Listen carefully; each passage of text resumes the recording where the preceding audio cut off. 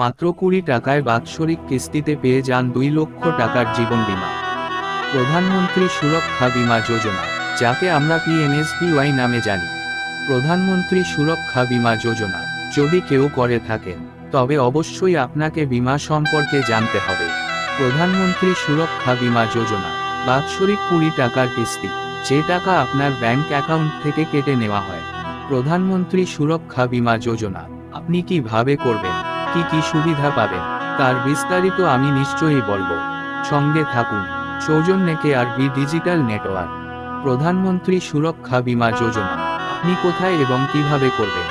আপনার যদি bank account থাকে, আপনি যে ব্যাংকের গ্রাহক, সেই ব্যাংকের শাখায় বা গ্রাহক সেবা কেন্দ্রে গিয়ে বলবেন, আমি 20 টাকার বীমা করব।